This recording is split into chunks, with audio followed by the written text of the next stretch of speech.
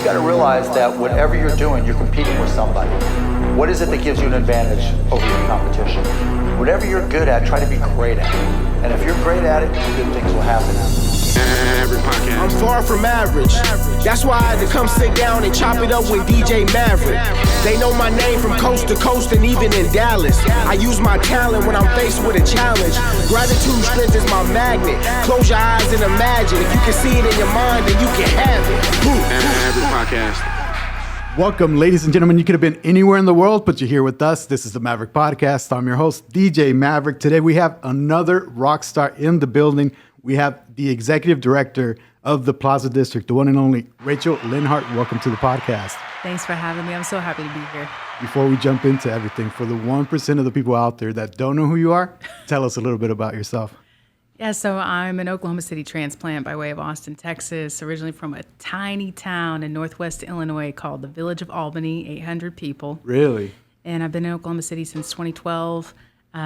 Just kind of worked my way through different odd jobs until I've found myself in the position of executive director of the Plaza District. Now in July, it'll be 3 years. Congrats. Thanks. I always think right before we start recording, just the amount of stuff that has to happen in people's lives before we get to sit across one another, right? So I'm sure there's a lot of stuff that happened before you became the executive director, right? Like it wasn't like a straight line, right? No, not at all. Yeah, so there's nothing about me that's straight. The journey that led me to the Plaza District is one that it actually starts in when I arrived to Oklahoma City in 2012. It's for a relationship. Okay. 3 months after I get here, after 7 years, we split. I don't know anybody here. Jeez. And I don't have any friends. I don't have any family, no connections. Got a job in corporate doing sales training for this insurance company. And try to stick it out. It's like a best place to work and try to make the most of it for 4 years. Mm-hmm. And it's just... Were you like miserable? Did you like... Yeah. And I didn't want to be miserable. I wanted to be really good at it. I want to be good at anything that I do. I give it everything that I have. And I finally made the decision. I really want to, I have this in my head, this 5-year plan. I want to work for an arts and culture nonprofit. Mm-hmm. And within 5 years, be qualified enough to be an executive director of an arts and culture nonprofit that I'm passionate about. Yeah. I don't know where though. So I take a 50% pay cut, leave corporate. In January 2017, I worked for this place called Lyric Theater of Oklahoma, which is the anchor nonprofit of the Plaza District. I didn't know it at the time. And while I'm there, I'm working in the box office, and I meet all these amazing people who produce festivals. Mm-hmm. So I get involved in festival work with the Plaza District. I start volunteering with Festival of the Arts, Arts Council, with Pride on 39th Street, and eventually downtown Oklahoma City Pride. Awesome. And I just love seeing people have a good time. And fast forward a little more, one thing happens after another. The position with the Plaza District ED comes open, and I apply in July 2021. I get it. No experience as an executive director. Yeah. Like none managing people or a district, so it's kind of baptism by fire. But I have loved it, and the part that I left out is that while working at Lyric, I served on 2 boards of directors for the Plaza District. So I had some institutional knowledge about the Plaza. And maybe some networking, some connections laid out, right? It wasn't just like cold entry right into it. Yeah. Cool. Well, it sounds like, you had to take a leap of faith, and maybe it took a lot of guts to say, I'm going to take a pay cut, right? Like a lot of people are afraid to do that. They're like, what are my friends going to say? What if I have to downsize my house? What if I have to have no car? What do I have to do, right? So you made a lot of tough decisions to follow your passion, basically, right? How did you do that? Because a lot of people are like, I'm afraid to take that jump, right? It's hard, right? Yeah, so I did. There was a point in time where I didn't have a car for 3 years. I bought a brand new car when I worked in corporate and had the bonuses and all the benefits. Honestly, since I've been in nonprofit, I've had to make sacrifices. I still live paycheck to paycheck. Yeah. I'm not making bank doing what I'm doing. I do it because I love it. And I've got another 5-year goal now, and maybe get into that a little later. But there's some things that I really want to see through in the district and in Oklahoma City in the position that I'm in right now. And it's an honor and a privilege. So I just feel like a sponge. Like I just want to learn as much as I can and use my position of power for good. Yeah. That makes sense. So the car, whatever, maybe the lack of income that I really want and see for myself, the older that I get, it is short-term inconvenience for long-term maybe dreams coming true. I love that. I always hear that a BMW is not a flex if you have to drive it to the job that you hate to be there 9 to 5, right? Yep. So a lot of people need to like wake up and say, hey, maybe this car is not worth, going to this place and being miserable for 40 hours a week, right? Yeah, I like literally on my bank charges right now, it's mostly Spokies and Lime as far as my transportation goes. Okay. So you're going to see me like biking. I live around the corner actually, just Okay. on like 26th of May. Yeah, you were telling me. That's funny. Yeah. Yep. So I get done at the office, maybe go to Rad Bar, Grand Royale, see a live show or bingo or something, and then wrap up, ride the bike home, ride the scooter home, just take Villa. Sweet. Yeah. And it's changed so much. I feel like when I'm walking around the Plaza District, it feels like I'm in Austin or Colorado or something. Like the vibe is just completely different. Everybody's really chill. Everybody's happy. And everybody's like super artsy. Everywhere you look, it's like, wow, this is a cool vibe. I don't know how you feel when you walk around. Yeah, like when I first stepped in, I was still coming from more, like Lyric is a place where I was wearing like blazers and Okay. heels and No really way. dressed up, a little Okay. more like development. And I wondered if whenever I stepped into this role, how's an executive director supposed to dress? How are they supposed to act? And there were different examples that I'd seen along the way. Right. But eventually I became comfortable just showing up kind of like how I am now in my Converse and Yeah. windbreaker and stuff, a hat. That's an awesome gig to have. You can show up in some sneakers and stuff. Yeah. That's really cool. What I think that I've learned though is I feel like that gives people just permission to just be their selves. Yeah. And I've always taken note from the crew with Plaza Walls. Okay. Like we would have like awards banquets and stuff. One was called Big Awards, and they'd all show up with like paint all over their clothes and like messy hair. And I was like, I want to hang out with them. Everyone else, like they're Yeah. they're the real fun ones here. Right. Along the way, I've become friends with them, and it's been I've learned so much from the artists in the Plaza District, and they inspire me. That's cool. So if we rewind it back, my understanding is maybe you had some artistic stuff going on before you became here to OKC. It sounds like maybe you did some stuff in Austin. A little bit. Right? Tell me a little bit about that. So I moved to Austin to pursue music. One of my very best friends, two of them actually, they went to Berklee College of Music. We're all from Illinois, like it's a small town area. Yeah. We're in bands together, covering like Earth, Wind and Fire, Steely Dan, like Really? Stevie Wonder, Aretha Franklin, like R&B with horn section. Okay. And I went to Columbia College in Chicago for a little bit for vocal performance. They went to Berklee. And at the end of it all, I stayed around Illinois Midwest, and they went down to Austin.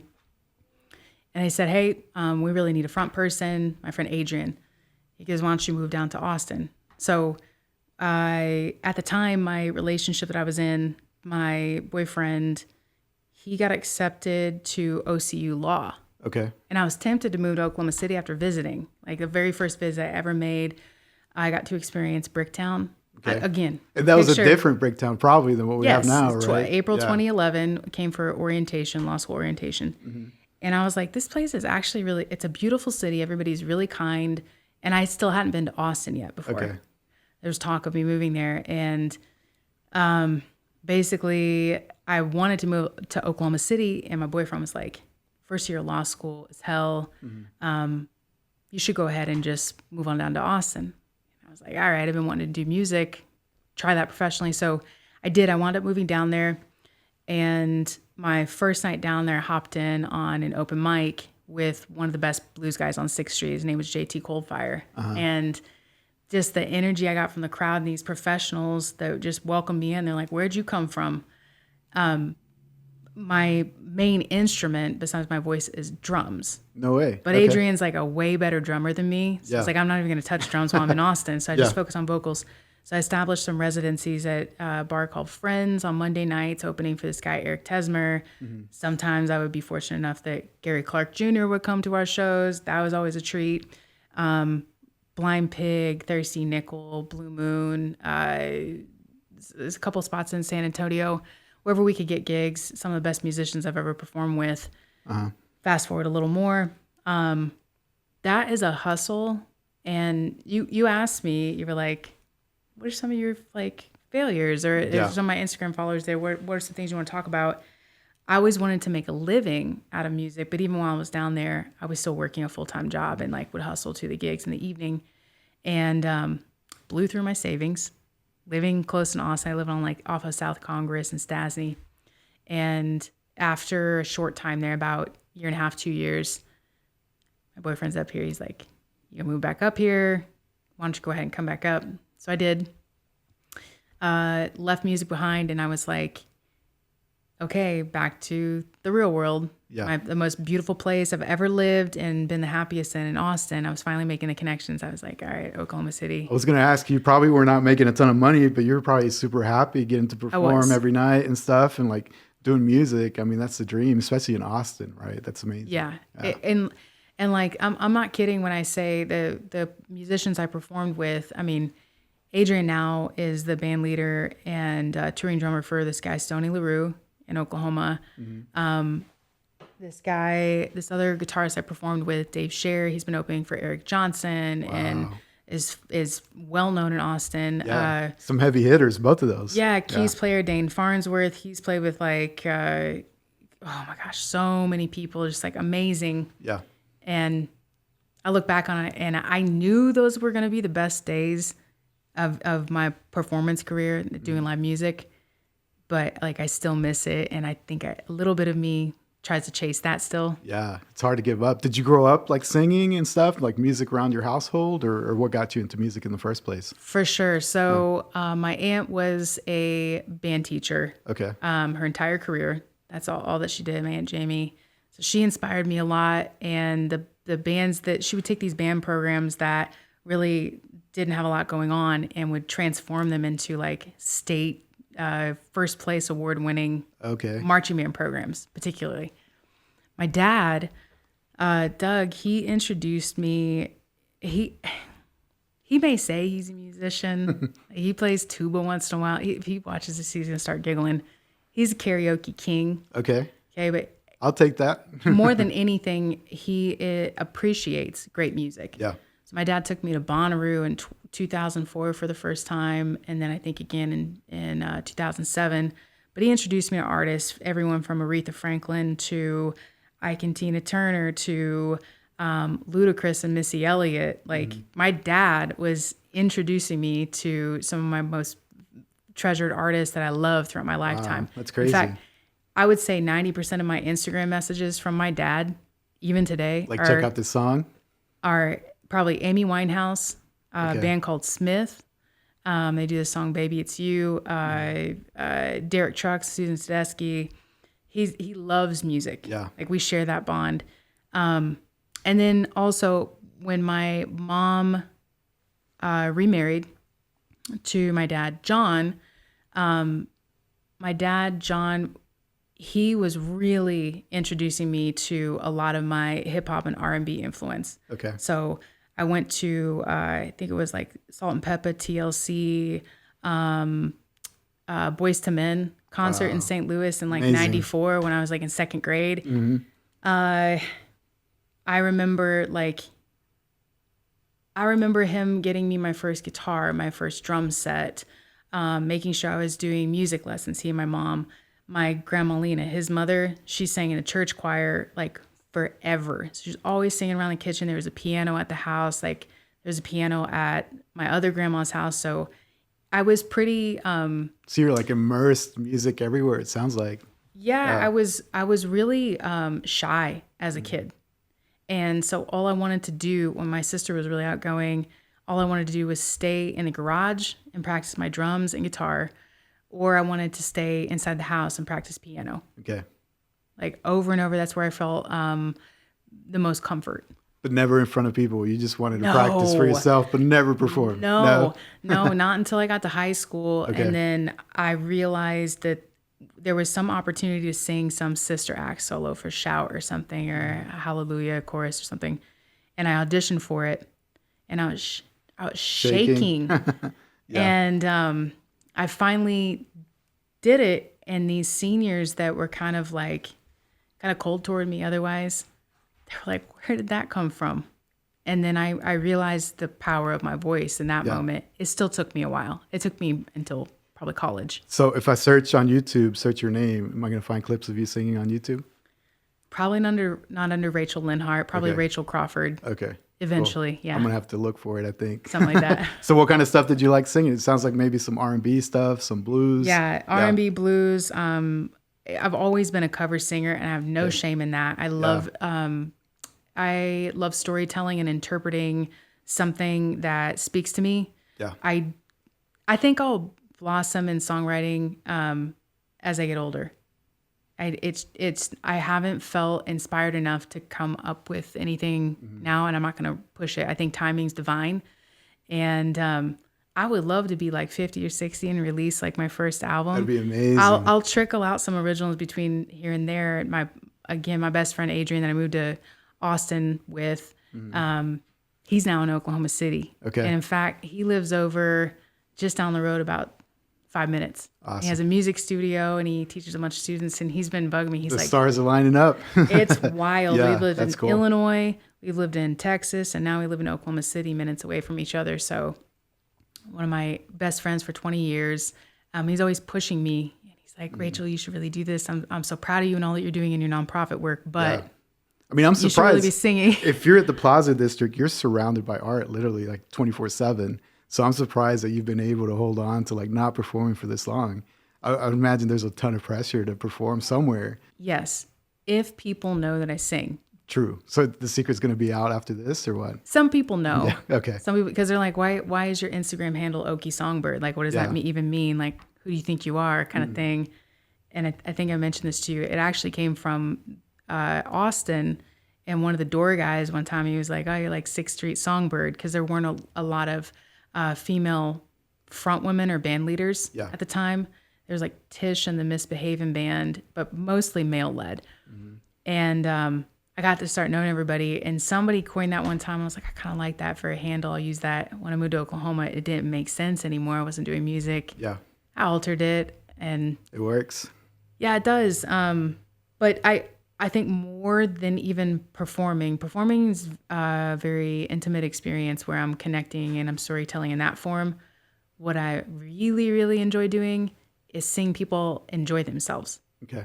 That makes me so happy. I don't exactly know why. It just does. It brings me a lot of joy. Art show or music or performing, you just like seeing people happy. That like brings fulfillment, basically. That's really cool. I like your idea about 1% and the getting better 1%. Tell me about that, because that was really cool when you mentioned that. That's Adrian too. So I don't know if he's gonna want me telling stories on him. Adrian and I used to throw down in Austin, like throw down, get into some trouble, do some things we probably shouldn't have been doing. And it's like the culture on 6th Street is a party, like 24/7. And when he moved to Oklahoma City, I'm like, you're sober?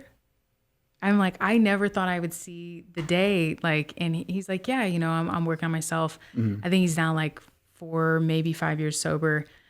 And he started, I said, what are you doing different? He goes, I just 1% better every day. He's like, I've been trying to hit the gym. Yeah. I'm working on building my business with my students. He goes, I just really want to focus on myself and be the best version of myself. And so I started, I got laid off like 3 times in a row, twice related to the pandemic. And I was just feeling really down on myself. And I started going to the gym like every day, and it was like meditation. Yeah. And I just started posting a little bit of like progress on 1% better every day. That's cool. And then people started saying like, I like that. And I've just applied that in my personal and professional life. Just when things feel so daunting, and I have to we all feel this way at times, where we feel like we have to wear so many hats. 1000%. Yeah. Just take it one day at a time. You don't have to put so much pressure on yourself. And I'm really speaking to myself in this moment. Just 1% better every day, whatever that looks like. Did I get out of bed and brush my teeth? okay, it's great. 1% better every Yeah. day. And we don't realize that all that, 1% each day adds up, right? And before you know it, like you said, if you're going to the gym, 1%, Yeah. at the end of the year, you probably look like a completely different person, right? Yeah. Yeah. Yeah. That's like literally 3 opportunities to get 100% better in a year. Like, Yeah. And It's most easy. people would say it's all or nothing, but it's like baby steps and patience and you'll get Yep. there. I really like that when you mentioned that. I thought that was really cool. yeah.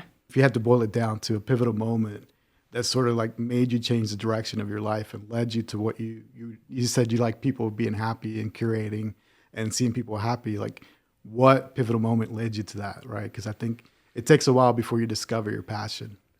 Felt like I could be myself on stage. I could literally just be myself and talk like I'm talking to you right now. And especially once I would start to sing, I could command the attention of a room. Okay. I could not do that in corporate. I could try and try and try. I could learn everything that was expected of me, look a certain way, and I just could not gain the respect that I really was seeking. And I was like, am I really looking for respect or am I looking for happiness? Like, what? I just feel lost. Yeah. I was like, this is just not working out. So going to take that leap and go, okay, I've already survived literally like busking on 6th Street. I can survive going from corporate to nonprofit. It's still like a salaried income. It's a lot less, but I'll manage. I'll make a lot of lifestyle changes. And I didn't have any kids or house payment. I was just paying rent. I didn't have like a bunch of debt. And when I went to work at Lyric, one of the coolest things about it is I got to work with, at the time also, let me preface this too, moved here for a guy, then wound up meeting a girl, and I was like, oh shoot, I'm gay. Okay. I'm part of the queer community. Yeah, So at the okay. age of 26, I met my partner, who we're no longer together. She's an amazing person. Her name's Heather. But I met Heather, and I was like, that was like some best friend stuff. Yeah. I met somebody who I like laughed with nonstop, like just had the best time with. And in meeting Heather, she also was very supportive of doing things that made me happy. She was never putting pressure on me. Like, you need to stay in corporate, you need to follow that path. She's like, do what makes you happy. So when I went to go work for Lyric Theater, I also was finally in an environment that was like 80% LGBTQ people Okay. in Oklahoma. And so I felt like, wow, I don't have to hide the fact if I go sing at this lesbian bar, Partners, I don't have to hide it from social media. Because I had deactivated my Facebook for a while. Okay. Because I'm like, I don't even know how to navigate all of this right now. I don't have any support group. The only support that really existed, and my family was cool about it, don't get me wrong, but the real support, and I say this now, I've now learned this, adversity breeds community, and people are always surprised at how many gay bars and like queer community there are in Oklahoma City and like Tulsa and some random spots like Norman and a few rural areas. But it is because Oklahoma's so red, like, and conservative that there are actually right now, there's The Secret, Frankie's, and then Alibis was a long-standing establishment. And even before that, there was a bar called Partners and Partners 2. And I would hang out in those bars. I probably spent so much money in those bars, I could put their kids through college. And it was a place of therapy, of camaraderie, of like, oh, you're like me. And there's nothing wrong with us. Society says there's something wrong. But Right. all that to say, when I got in Lyric and was working there and felt comfortable, and also in the Plaza District where I really felt like I could just be myself, I started to explore more, like, what is it about this job that makes you so happy? I loved working at night in the box office. Lyric produced, I think at its peak in 2019, 160 performances. Wow. Okay. And there were only 3 of us in the box office, myself, Michael, and Mark.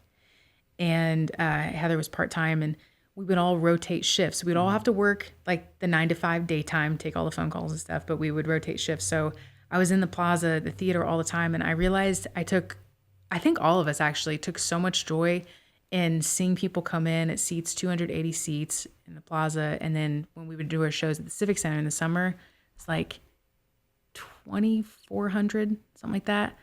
There's a certain personality type where like you get a thrill out of watching everybody come in dressed up, smiles.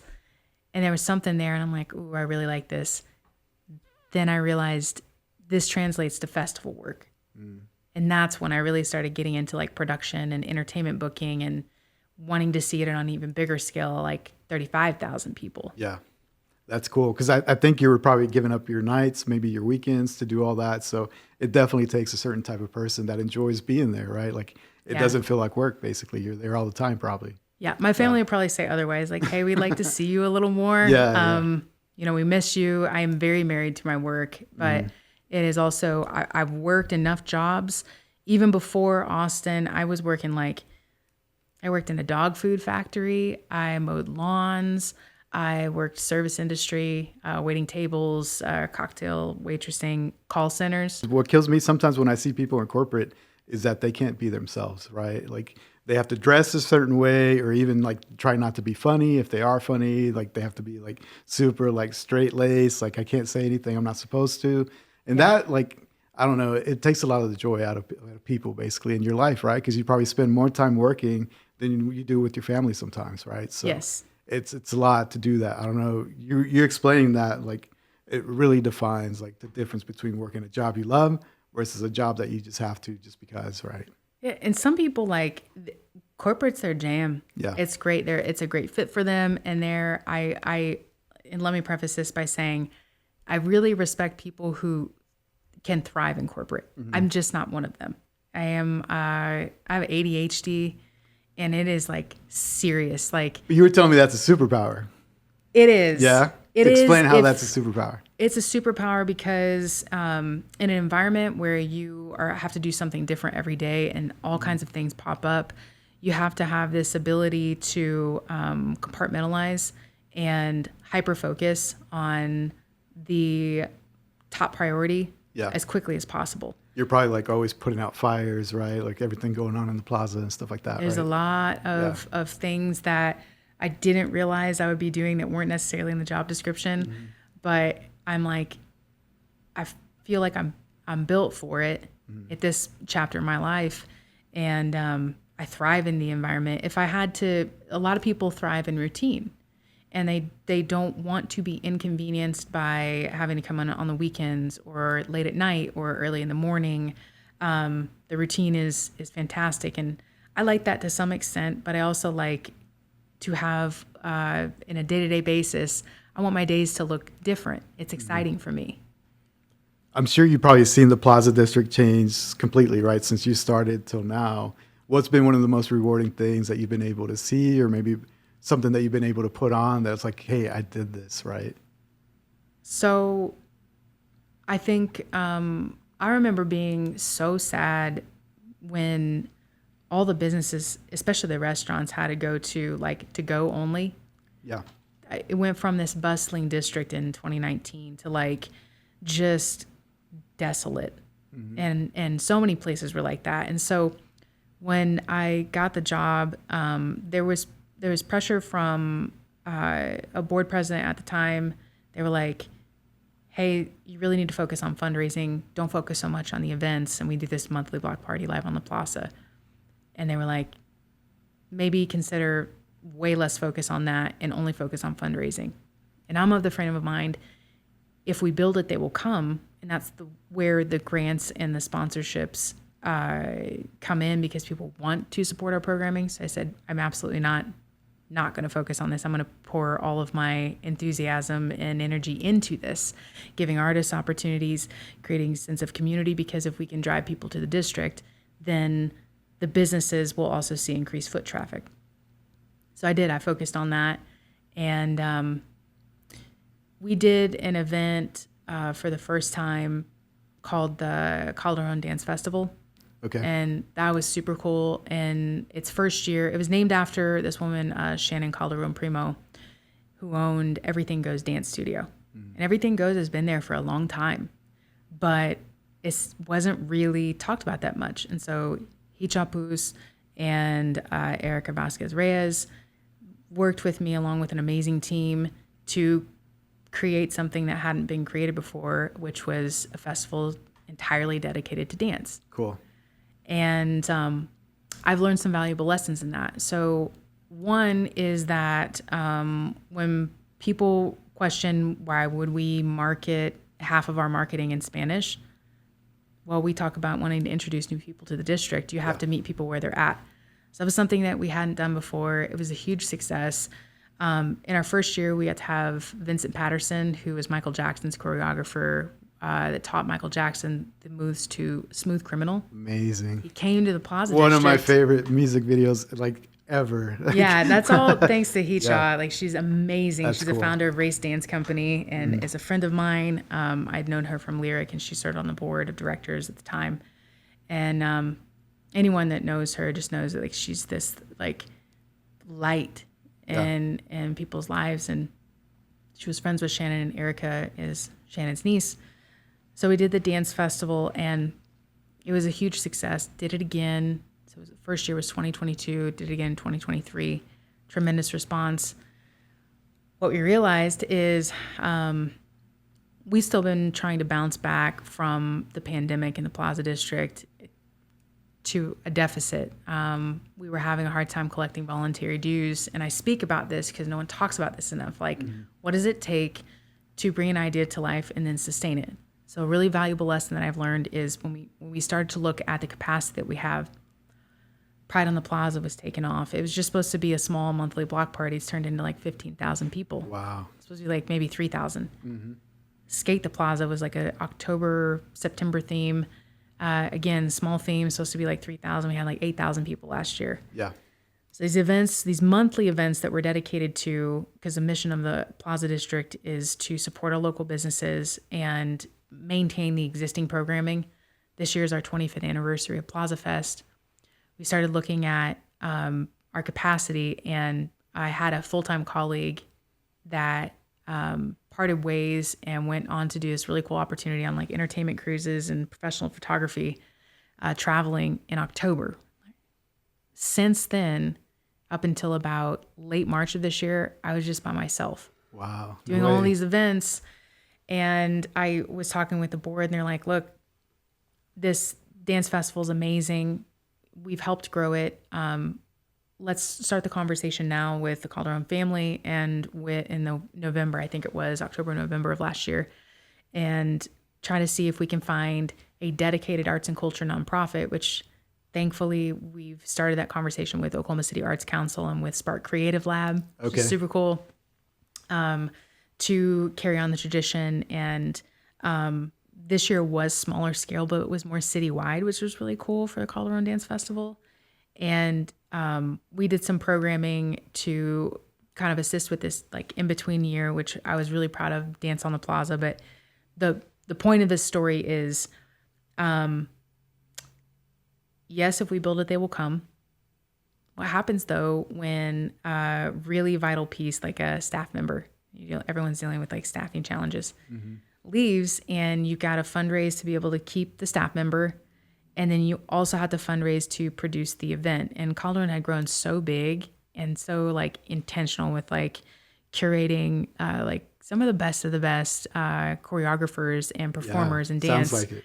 that it was actually a larger budget than our annual Plaza District Festival. Wow. We had generous support from this dance initiative called OK Let's Dance from the Kirkpatrick Family Fund, support from the Oklahoma City Community Foundation, Arts Council, like these amazing sponsors. I'm going, what if we don't do this? Like, will they ever want to work with me again in the Plaza District? And I just had to accept, like, you're only one person. Yeah, I can't do it all. Right? You can't do it all. 1,000%. It was so, I don't know, I got kind of like teary-eyed just thinking about it not happening again in the Plaza, and the planning committee, they reassured me. They're like, thank you for what you've done so far Yeah. in the Plaza District. But the focus this year something I'm really proud of is like admitting what we have the capacity for, and then how do we nurture the businesses that are existing. So there's been this like renaissance of nightlife coming back, thanks to Grand Royale, thanks to Rad Bar, Up Down, restaurants that are staying open later, which is super cool. Madère Lao putting I was Plaza going District to on the mention map. them. I went there recently and it was amazing. What'd you get? Well, I got a mix of everything. I got the beef skewer things, but I think my favorite was the fried chicken. Like that was really good. It's so good. And then the sticky rice. Like I just basically ordered like a bunch of stuff for the table. It was amazing. That guy's like nominated for a Beard Award or something like that, Yeah, right? Chef Jeff Chancellin, Shout out James to him. Beard Award nominee, second year in a row. Wow. The award ceremony is coming up soon. It's like the nicest guy. The staff is awesome. Yeah. Family owned. He's just like, no one's asking him to do all of these pop-ups and collaborations with celebrity chefs and other restaurants in Oklahoma City and around the country, but he does. And he's so hospitable. He doesn't ever talk about this, but I've started to pick up that one of his favorite places to take people is Edna's. No way. Yeah. Okay. Because All right. I saw some kind of post recently, again, Instagram, Yeah. and someone was like, by the way, you're not supposed to sip this. And it was the, why The am I- lunchbox? Yeah, lunchbox. Yeah, those are legendary. You can't sip that. No, You gotta there's no way. Yeah. just take it. Yeah, that's funny. I think one of my most memorable sort of like plaza memories that I have is, we're talking about Jose Scott. So Jose Scott, I love Jose. him and Nat and Sharik, they put on the Herencia show. Yes, right? Nat So and Sharik. And Sharik's I great. show up to Plaza and all of a sudden there's skateboarders. And I'm like, what's going on? There's like skateboards, like everybody's skating. And then there's a metal band. And I'm like, what is going on? There's a metal band. And I walk further in to the back and all of a sudden there's lowriders, there's Spanish music. And just seeing all that fusion of all the different cultures, and everybody was just vibing. It was amazing because you walk in there and you're like, what is going on? There's skateboarders, metal music. You go up to the back and there's like lowriders, all this like Spanish art. It was amazing. That was one of my favorite memories, I think. It really was. And this is where when people are like, oh, you work for the Plaza District, I cannot and will not take credit for Herencia. I barely will for Skate the Plaza. Skate the Plaza is Todd Millspaw with Money Ruins Everything, a lot with Amanda Martinez at Dig It, and her kids that helped do the booking. Joel Parks at the time worked for the Plaza. Jose, Nat, Sharik, they all curated Herencia and will carry on that tradition. I don't think it's going to be in the Plaza District this year, not because we don't want them, Okay. but because I think the intention was always to take that and grow it and take it over to potentially the South Side. Got it. Which is Okay. super cool. Why not both? Right? That's always There's always a why place not in the both, plaza. right? Yeah. Always a place in the plaza.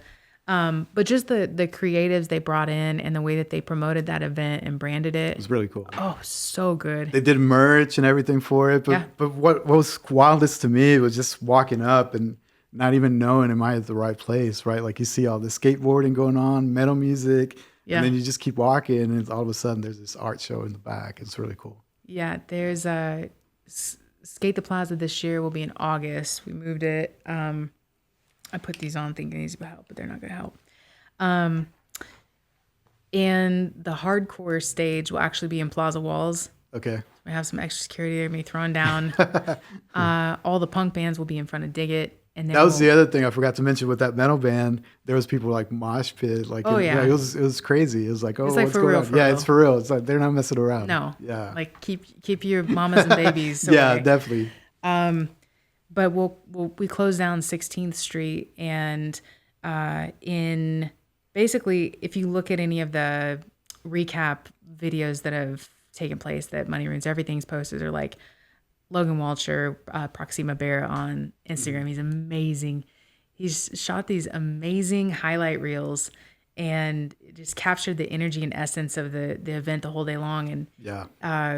the ramps, like, I don't know if I should say this. Like, I don't know if our insurance underwriter's watching right now. Oh, well, it is what it is. We'll pay more if we need to. But we basically have waivers, and it's like skate at your own risk everywhere. And the ramp's like 10, 12 feet tall.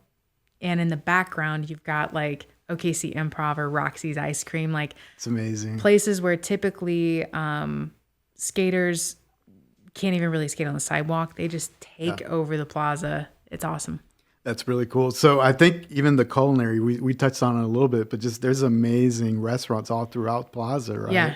What's your favorite if I put you on the spot? Or does it change day to day? I'm not supposed to play favorites, That's but true, okay. right? So most affordable option that's just a classic. I'm not kidding. I've probably had once a week for the last 7 years is Empire. Yeah. Right Can't go now they wrong. have a up and smoke slice, and it's like smoked artichokes and like 4 different cheeses and like this cherry pepper relish. It's amazing. Mm-hmm. That's always going to be in the budget, the nonprofit budget. Okay, you get it by the slice, you get a whole pie. Love the Cobb salad from the Press. The Press is owned by the same owners as the Mule. In the wintertime, it's probably going to be the mashed potato bowl. Cool. So good. Okay, I am definitely always going to have a sweet tooth. I'm never not going to have a sweet tooth. And that's going to be Pie Junkie, the Whoopie Pies, or Drunken Turtle. It hits every time. It's dangerous because you could just walk place to place and get It dessert is. here. I'm going to get a little appetizer This is why here. I'm thick. Right. My brand is I'm going to thick, grab a like- drink over here. Right. Yes. It's dangerous. right? Seriously. Yeah. The loaded queso at Rad Bar, go to the happy hour. Okay. It's going to be half price. Happy hour is every day from 3 to 7. The cocktails are fantastic. One of the like more like sexy, sophisticated spots that's just open is from the owners of New State. Tyler and Jordan and their GM, Charlie, they brought him in, and it's called Good for a Few. And it Okay. is like this, like, a lot of times it's like Frank Sinatra music playing in the background. It is the perfect spot for a date night. Their pop-up sell out almost instantaneously. It is right next door to New State. It's kind of near DNA Galleries. Okay. They share the kitchen too with New State, and their cocktails and their hospitality and the vibe is just like amazing. It's real like small and intimate. It's awesome. I would be remiss if I also didn't talk about Aurora in the Plaza District. There's so many places. I'm gonna forget. I know I'm gonna forget somebody. and Sorry, I I'm put like, you on the didn't spot, mention but I me." know you know all the tricks Roxy's and is everybody where to great. go. Yeah. Yeah, Aurora is fantastic. That's our breakfast brunch spot. You need a cup of coffee, you need to have a meeting. It is just a good energy. The food's fantastic. Of course I love Madère. Yeah. It feels like just a family dinner and you're just sharing everything. It's so It's good. pretty amazing. I'm bummed that Beatbox left. They found it. They're a great brick and mortar location for them. If you never had Beatbox, I'm telling you, it is so good. So good. It's like a vegan option. Okay. It is. I don't know why it kind of reminds me of like soul food meets vegan. You have like all these chicken sandwiches, and I don't know. I forget what they call their like cauliflower bites. That's my favorite. I'm trying to picture that because you'd think those two things wouldn't play well together, but it sounds pretty good. It's so good. Yeah. So tell me about you being a professor. What's this all about? Oh, I forgot I told you about that. I kind of like- forgot about that. Yeah. Yeah. So That's kind of a big deal. It is. I cannot believe that this is like a thing. So I never thought about it. And my old boss at Lyric, her name is Beth, she goes and takes a position with Oklahoma City University. And we hadn't really caught up in a while. We would see each other at like our kids' dance competitions. I was like, "What's up? How you doing?" Hey, this is great. She texts me and she goes, "How would you consider teaching?"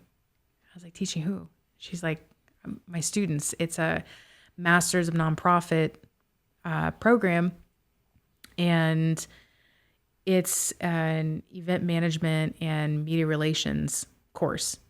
And so I had a lot of questions because I want to do a good job. Yeah. So I went for like an orientation, and she showed me around the campus, and it's literally like normally I'm going to Vasa, which is how I'd also see Leo. And Okay. Shout out to Leo. yeah, Leo. It's on the way from my house to work.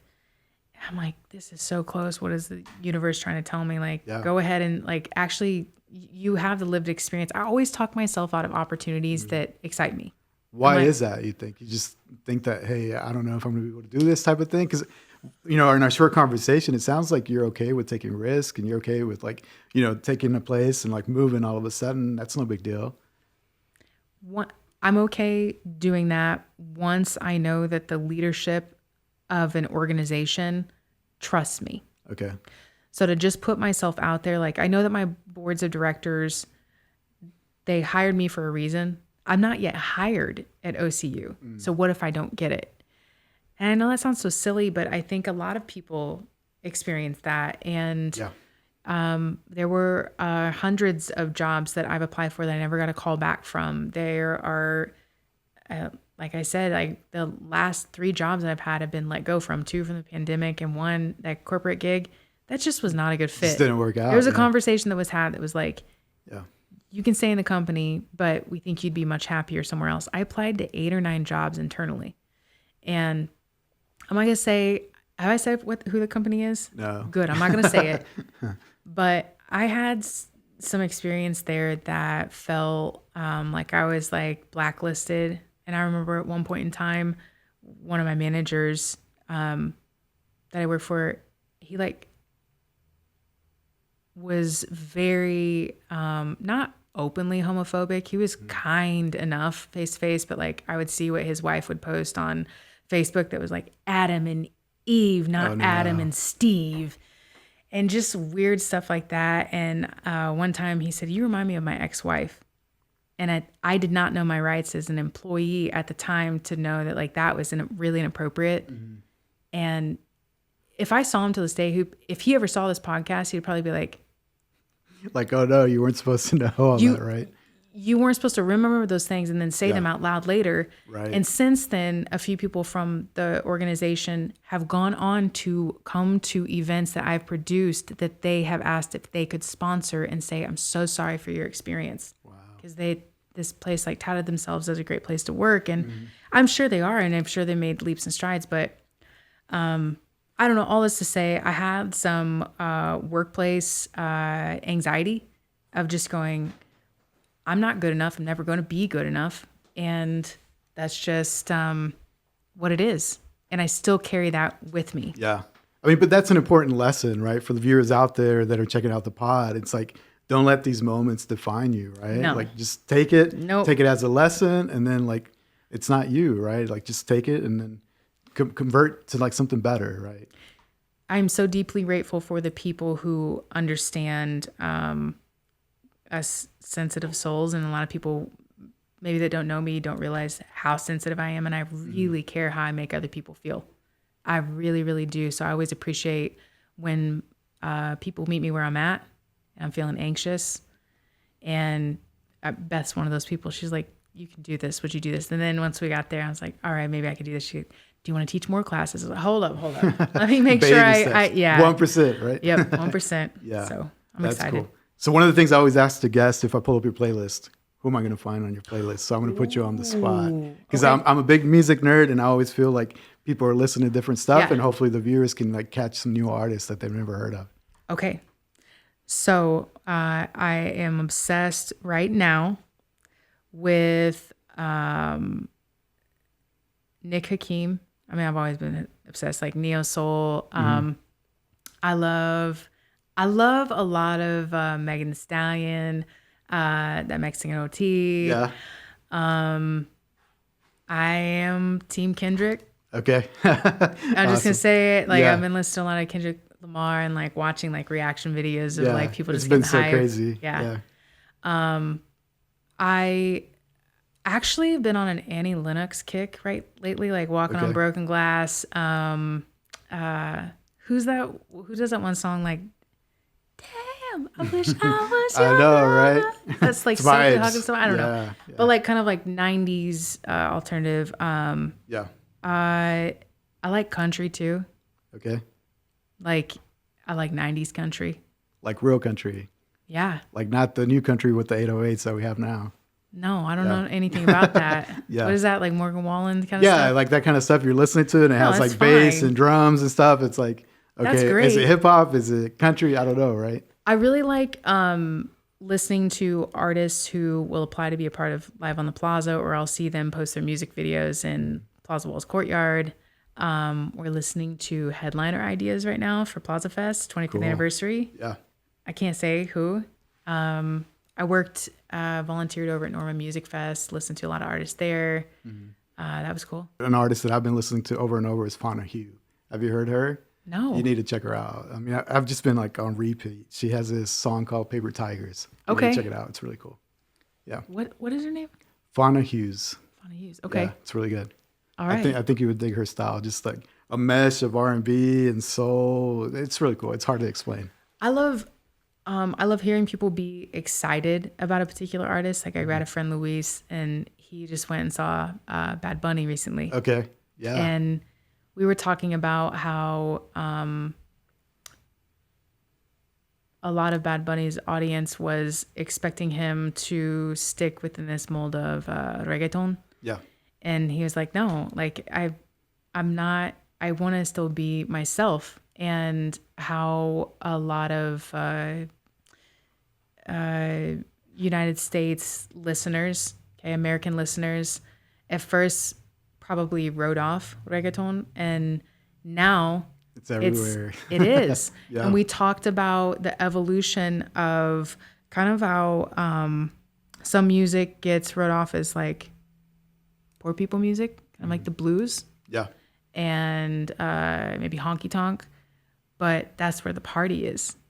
And Definitely. we were just talking about, I don't know. I love when people I can talk and talk about appreciating a particular art form, Yeah. but it's deeper than just like surface level. Like, let's talk about songs and lyrics. Right. It's more than that. Yeah, that's cool. So we are getting the signal here that it's time to sign off. But Okay. before we do, where can people find you on social media? And then I don't know if you want to give us like any preview of what's happening in the future in the plaza. I don't know if you have any teasers for us, but feel free to share any upcoming events if you have any.